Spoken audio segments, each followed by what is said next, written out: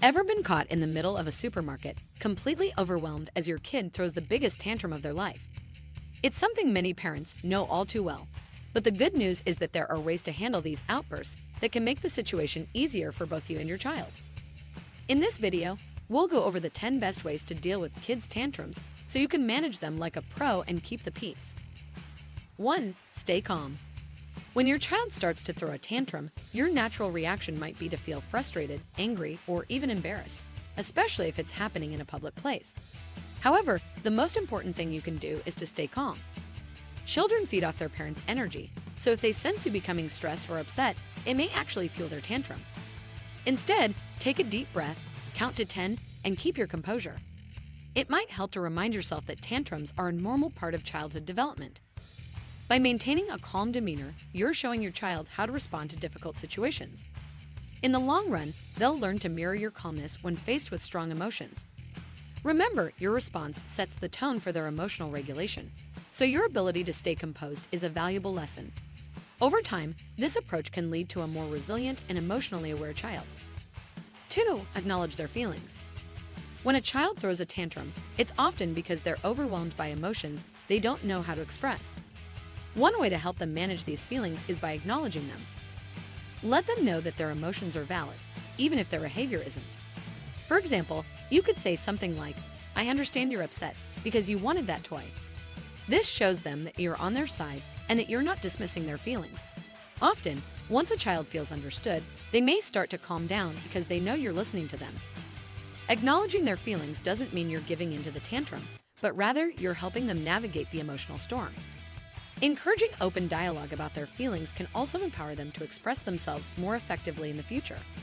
Over time, this practice can build their emotional intelligence, helping them cope with challenges as they grow. 3. Set clear boundaries. Tantrums can quickly escalate if your child doesn't know where the boundaries are.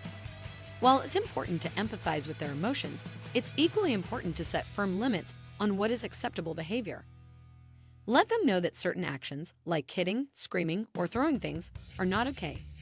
For example, you might say, "It's okay to feel upset, but it's not okay to throw your toys." Setting boundaries helps children understand that while their feelings are valid, they still need to follow rules about behavior. Over time, this teaches them self-control and helps prevent future tantrums from spiraling out of control. 4. Distract them. Distraction is one of the easiest and most effective ways to stop a tantrum before it escalates. Children have short attention spans, and sometimes all it takes is to shift their focus to something else to diffuse a meltdown. You could redirect their attention to a toy, a game, or even ask them to help you with a simple task. The key is to offer something interesting that takes their mind off whatever triggered the tantrum. For instance, you might say, "Can you help me find the red apples?" Distraction works particularly well with younger children, and it can be a quick and gentle way to stop a tantrum in its tracks without having to directly address the behavior. Additionally, using humor or playful language can enhance the effectiveness of this technique, making it feel more like a fun diversion than a reprimand. This approach not only calms the moment, but also fosters a positive environment where your child feels safe and supported. 5. Use positive reinforcement. While it's important to address tantrums when they happen, it's equally important to encourage good behavior when your child calms down. Positive reinforcement is a powerful tool to encourage emotional regulation. When your child starts to calm down, acknowledge it by praising them for managing their emotions. For example, you could say, "I'm really proud of you for calming down and using your words." This not only boosts their self-esteem, but also teaches them that good behavior leads to positive outcomes. Over time, they'll be more likely to seek out that praise by using healthy coping mechanisms instead of resorting to tantrums. 6. Offer choices. Tantrums often stem from a feeling of helplessness or a lack of control. Children, especially toddlers, want to assert their independence, but they don't always know how. One way to ease this is by offering them simple choices. This gives them a sense of control and can prevent the frustration that leads to a meltdown. For example, if your child is upset about getting dressed, you might offer 2 options. Would you like to wear the blue shirt or the red one? The key is to provide options that you're comfortable with, so no matter what they choose, you're still in control of the situation. Giving them choices helps them feel empowered and reduces the likelihood of a tantrum. Offering choices also shifts their focus from frustration to decision-making, which can diffuse the tantrum before it starts. 7. Stay consistent. Consistency is key when dealing with tantrums. Children need structure and predictable outcomes to feel secure. If you're inconsistent with how you respond to tantrums, your child might become confused or test boundaries even more. For example, if you give in to a tantrum one day because you're tired, but enforce boundaries the next day, your child will learn that tantrums sometimes work to get what they want. Staying consistent shows them that certain behaviors will always have the same outcome. Over time, they'll understand that tantrums aren't an effective way to get their needs met, and they'll be less likely to use them as a tool. Consistency also fosters trust, as your child begins to feel secure in knowing what to expect from you. When they see that you respond to their behavior in a steady and predictable manner, they feel more grounded and are less likely to act out in frustration. 8. Use timeouts wisely.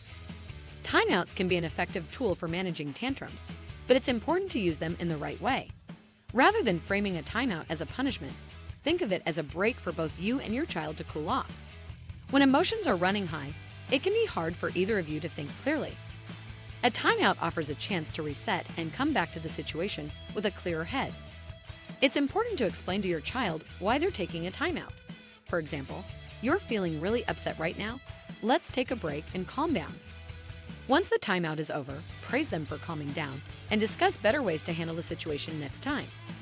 It's also important to keep timeouts brief, just enough time for both of you to cool down, but not so long that it feels like a punishment. Try to maintain a neutral tone and focus on teaching rather than discipline. 9. Teach them words to express emotions. One of the reasons children throw tantrums is that they don't yet have the words to express what they're feeling. Teaching your child to label their emotions can help prevent tantrums because they'll have a way to communicate their needs without resorting to outbursts. Start by using simple emotional words like sad, mad, or frustrated, and model how to use them in context.